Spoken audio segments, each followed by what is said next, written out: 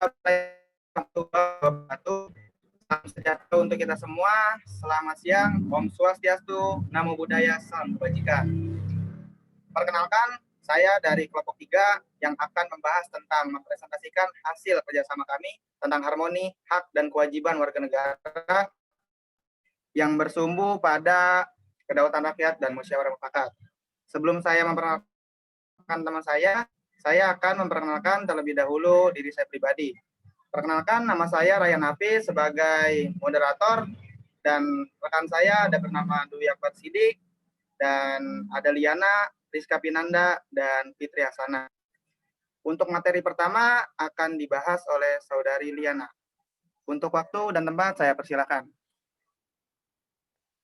Ya, di sini saya akan menjelaskan tentang konsep dan urgensi harmoni kewajiban dan hak negara dan warga. Konsep kewajiban selalu menjadi landasan aksiologis dalam hubungan rakyat dan penguasa. Rakyat wajib patuh kepada titah raja tanpa reserve sebagai bentuk penghambatan total. Hak adalah kuasa untuk menerima atau melakukan suatu yang semestinya diterima atau dilakukan oleh pihak tertentu. Pada prinsipnya, dapat dituntut secara paksa olehnya. Wajib adalah beban untuk memberikan suatu yang semestinya dibiarkan atau diberikan oleh pihak tertentu. Pada prinsipnya, dapat ditutup secara paksa oleh yang berkepentingan. Jadi, hak dan kewajiban merupakan sesuatu yang tidak dapat dipisahkan. Menurut teori korelasi yang dianut oleh pengikut utilitarianisme, ada hubungan timbal balik antara hak dan kewajiban. Setiap kewajiban seseorang berkaitan dengan hak orang lain, dan begitu pula sebaiknya. Hak dan kewajiban warga negara dalam kehidupan negara maupun hak dan kewajiban seseorang dalam kehidupan pribadinya secara historis tidak pernah dirumuskan secara sempurna. Karena organisasi negara tidak bersifat statis. Artinya, organisasi negara itu mengalami perkembangan sejalan dengan perkembangan manusia. Kedua konsep hak dan kewajiban warga negara berjalan seiring. Hak dan kewajiban asasi merupakan konsekuensi logis daripada hak dan kewajiban kenegaraan juga. Manusia tidak dapat mengembangkan hak asasinya tanpa hidup dalam organisasi negara. Harmoni hak dan kewajiban warga negara bagi negara. Hak dan kewajiban warga negara dan hak asasi manusia dewasa ini menjadi amanat penting untuk dikaji mendalam, mengingat negara kita sedang menumbuhkan kehidupan demokrasi.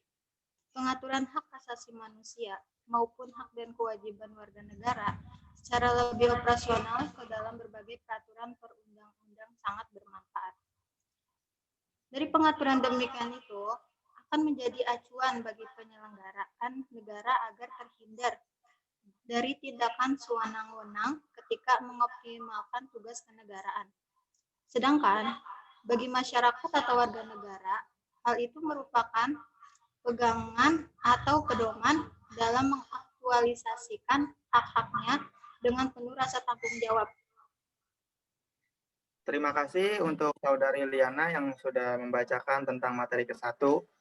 Dan untuk materi kedua akan dibacakan oleh Rizka Pinanda. Silakan untuk Rizka membacakan tentang materi kedua. Negara dan negara. Di sini ada Undang-Undang 1945 Pasal 27 ayat 3 yang menerangkan setiap warga negara berhak dan wajib ikut serta dalam upaya pembelaan negara. Jadi, setiap warga negara boleh ikut serta membela negaranya sendiri. Bukan hanya TNI, polisi, dan yang lain. Tapi semua rakyat pun mempunyai hak untuk ikut serta dalam pembelaan negara. Yang kedua, Undang-Undang 1945 Pasal 30 ayat 1 dan ayat 2 Pasal 30 ayat 1. Setiap warga negara berhak dan wajib ikut serta dalam upaya pertahanan dan keamanan negara.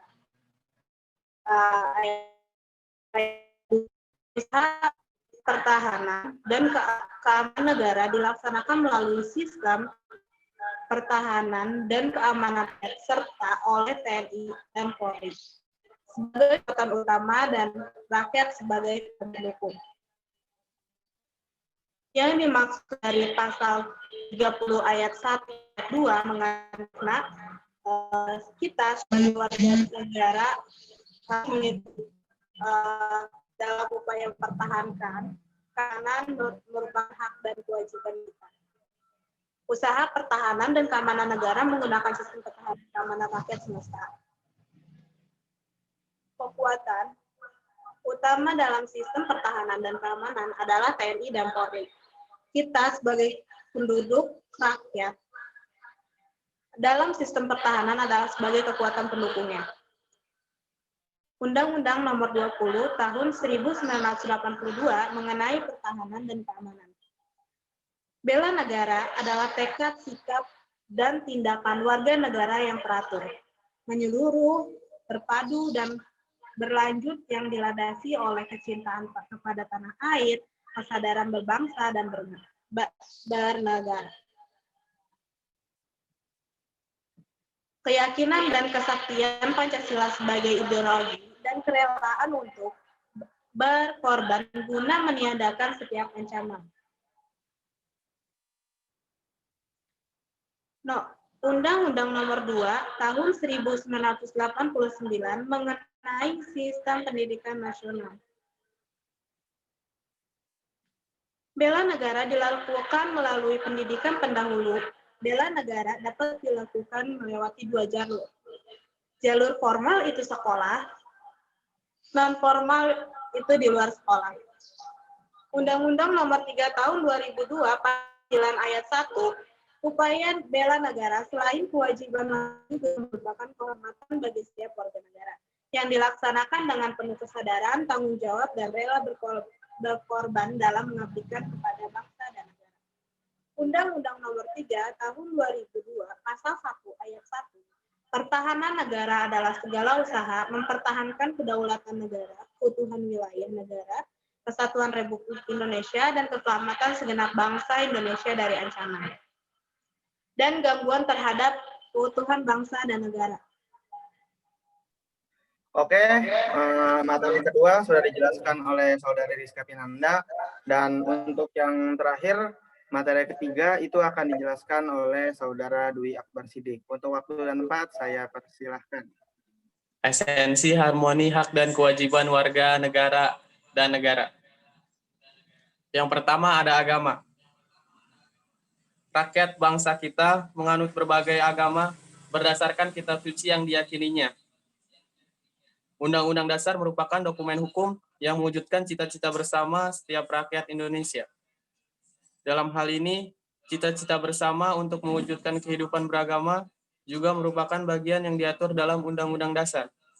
Ketentuan mengenai agama diatur dalam Undang-Undang Negara Republik Indonesia 1945 Pasal 29. Yang kedua, ada pendidikan dan kebudayaan. Pendidikan adalah salah satu bentuk upaya pembudayaan. Melalui proses pendidikan kebudayaan bukan saja ditransformasikan dari generasi tua ke generasi muda, melainkan dikembangkan sehingga menjadi derajat tertinggi berupa peradaban. Tujuan pendidikan nasional terdapat dalam pasal 31 ayat 3 Undang-Undang Dasar Negara Republik Indonesia 1945 yang berbunyi, pemerintah mengusahakan dan menyelenggarakan suatu sistem pendidikan nasional yang meningkatkan keimanan dan ketakwaan serta akhlak mulia dalam rangka mencerdaskan kehidupan bangsa yang diatur dengan undang-undang. Yang ketiga, ada perekonomian nasional dan kesejahteraan rakyat.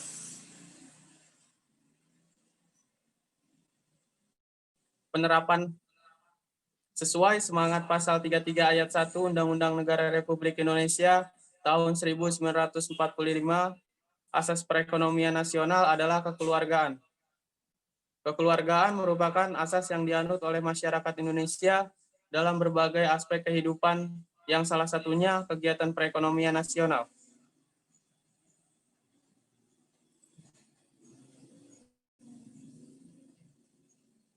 Penerapan asas kekeluargaan dalam perekonomian nasional adalah dalam sistem ekonomi kerakyatan. Sistem ekonomi kerakyatan adalah sistem ekonomi nasional yang berasas kekeluargaan, berkedaulatan rakyat, bermoral Pancasila, dan menunjukkan pernikahan sungguh-sungguh pada ekonomi rakyat. Sistem ekonomi kerakyatan adalah sistem ekonomi yang bertumpu pada kekuatan mayoritas rakyat. Dengan demikian, sistem ini tidak dapat dipisahkan dari pengertian ekonomi. Yang terakhir ada pertahanan dan keamanan.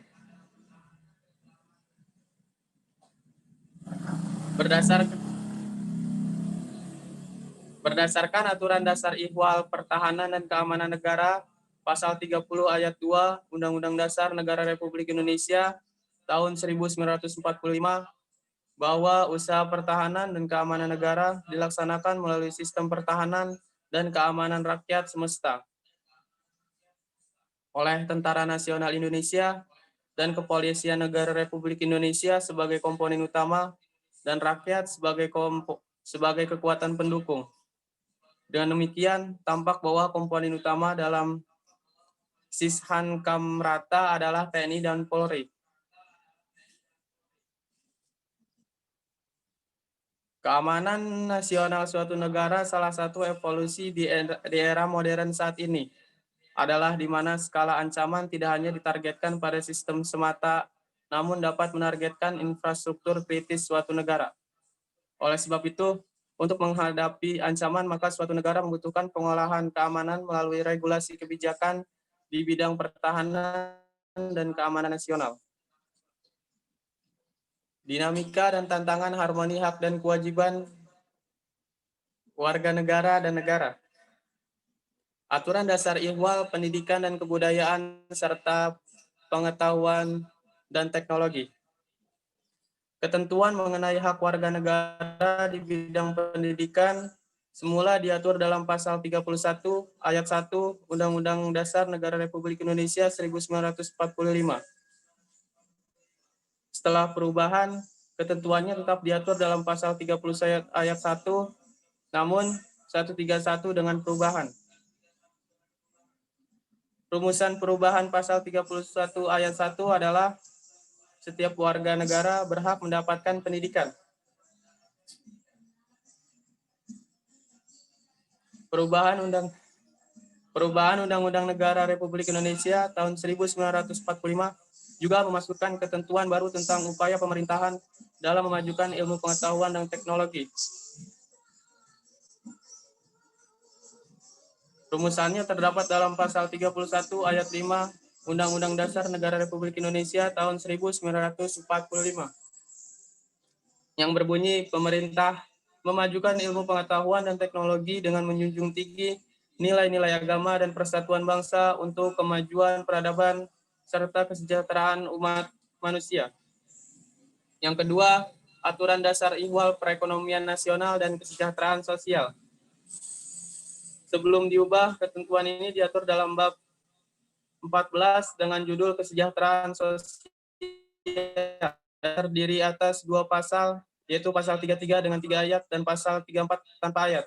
Setelah perubahan Undang-Undang Dasar Negara Republik Indonesia 1945, judul bab menjadi Perekonomian Nasional dan Kesejahteraan Sosial, terdiri atas 2 pasal, yaitu pasal 33 dengan 5 ayat dan pasal 34 dengan 4 ayat. Yang ketiga ada aturan dasar Ihwal Usaha Pertahanan dan Keamanan Negara. Semula ketentuan tentang pertahanan negara menggunakan konsep pembelaan terhadap negara dalam pasal 30 ayat 1 UUD NRI 1945. Namun setelah perubahan, konsep pembelaan negara dipindahkan menjadi pasal 27 ayat 3 dengan sedikit perubahan redaksional. Yang terakhir, aturan dasar Ihwal hak dan kewajiban hak asasi manusia. Penghormatan terhadap hak asasi manusia pasca amandemen mengalami dinamika yang luar biasa. Jika sebelumnya perihal hak dasar warga negara yang diatur dalam UUD NRI 1945 hanya pada pasal 27, 28, 29, 30, 31, 32, 33, dan 34, setelah amandemen keempat UUD NRI 1945, aturan dasar mengenai hal tersebut diatur tersendiri di bawah judul Hak Asasi Manusia. Di samping mengatur perihal hak asasi manusia, diatur juga ihwal kewajiban asasi manusia. Sekian. Terima kasih penjelasan materi di akhir sudah dibacakan oleh Saudara B. Jadi presentasi kali ini saya tutup. Terima kasih atas partisipasinya. Kurang lebihnya saya mohon maaf. Wassalamualaikum warahmatullahi wabarakatuh.